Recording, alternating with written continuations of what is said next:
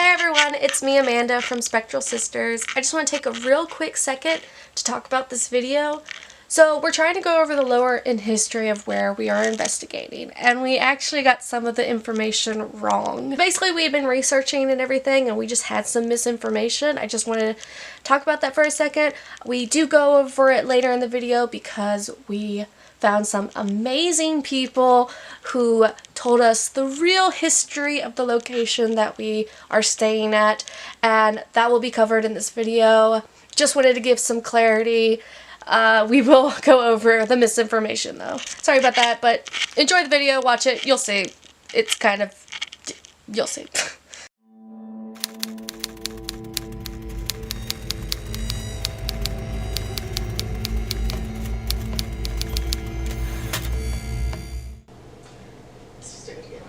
Oh, take it to grab me. What's the tea? I almost choked. So we're in a new location, and we're gonna tell you a little bit about it. Yeah, we're gonna go through some of the lore and history. Sorry, is that coffee? We're in a hotel, and it was once known as the Tutwiler Hotel. Yeah. But it was remodeled. It was, okay, so it was reopened and renamed as Hampton Inn. Yeah. But it still has the same exterior. They just, remodeled some of the interior. The hotel itself was opened in 1914, and it was for it was to convince the iron and steel institutions to make a convention in Birmingham, Alabama, so bring their people. So this building's pretty old, but it's nowhere near as big as it used to be. It used to have 343 rooms and a ballroom that accommodated 1,200 people. Even though they had to, they imploded the building to make room for a bank, which is actually, there is a bank nearby. Yeah, it's right across. This building still contains the original marble, like the original tile ceilings, I think is what it says, in the floor. So all of that is still about at least 100 years old. But then it's got upgrades like the fancy things modern society needs, like fitness, television.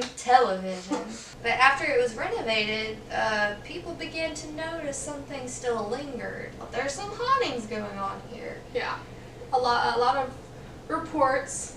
Let's just say there is a bar here, and the bartender here, there are some stories about how he's left his bar and turn off the lights, close everything down, clean everything up, and he's come back and the lights be on, but no one else has been, the whole room and building area of that section's been closed down, so who's been turning on the lights?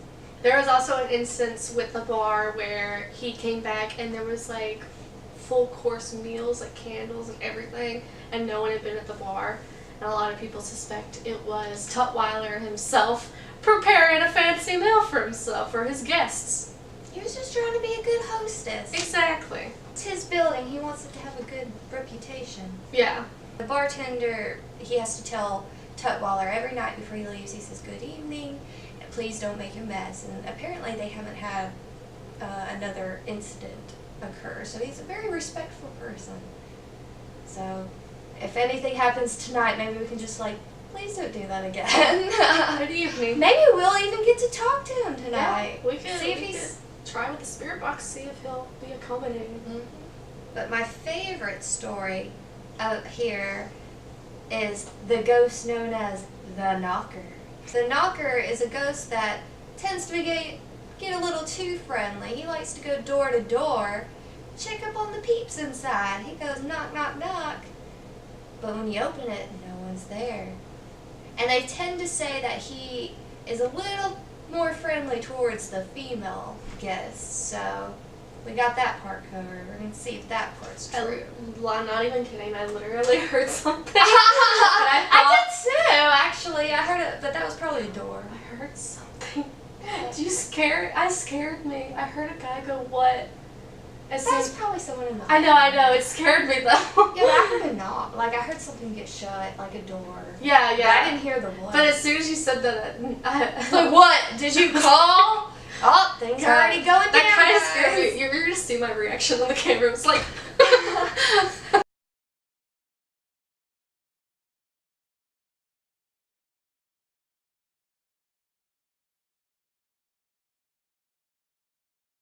And the businessmen didn't want to stick around if they couldn't stay in the luxury while they were having their businesses built. So the businessmen that were here already, with that Newington Land Company in fact, they decided to have something very nice, kind of a crowning jewel built. Unfortunately, they couldn't seem to afford it until they approached Major Tutwiler, and he said that, I'll tell you what, I'll give you everything that you need for it as long as you do one thing for me. Name it after me. Well, they did, and so he did, and now we have the Tutwiler, or had the Tutwiler. Now, people had acquired the idea that they were going to see some big, fantastic explosion. That's not what's supposed to have been happening. It was just supposed to make a big poof of smoke and then implode on itself. There was even a helicopter in the sky that was actually going to be videoing this, well, filming this, and broadcasting it live across the entire nation. However, there was the earth-shattering kaboom after the countdown, and the building just stood there and gave them the finger. It wasn't going nowhere. They finally went in there and dynamited it again. The second time, it kind of twisted a little, leaned to the south, and the south end finally fell off onto the two buildings next door. That's why there's a parking deck there now. Finally have to go in there with their wrecking balls and their demolition crews with their bulldozers and do it the old-fashioned way. It would have stood up forever had we not taken it down by force in 1976. Eventually, they built this piece of architecture. About 20 or 30 years, people forgot that they were stupid and tore down the original one. And believe it or not, that's pretty much what's happened. Because everybody believes this building over here to be the Tutwiler. That was originally the Ridgely Apartments.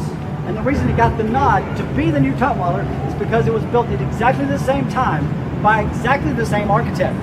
Had the added benefit that Major Tutwiler actually lived here.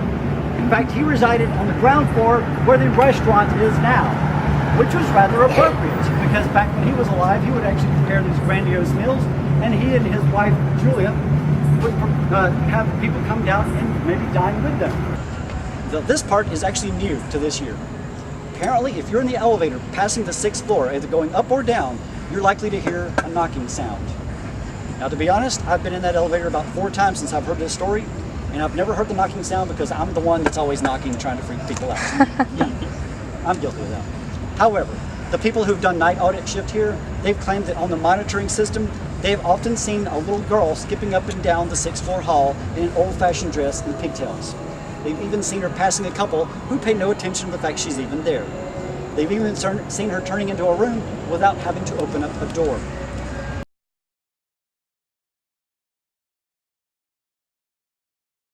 So we're gonna just spend an overnight here. Unfortunately, Brandy was not able to. Oh yeah, sadly, and we love our Spectral sister Brandy. Yeah. But we're not alone.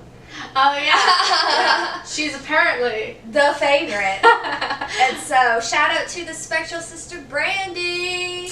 And we apologize that the favorite couldn't be here today, but I mean you're just stuck with us. Yeah, like sorry. Not sorry. But we hope you like our investigation just as much. Yes. Without her. Without her witty dialogue in the background. Oh man. Stay tuned if you want to see the haunting.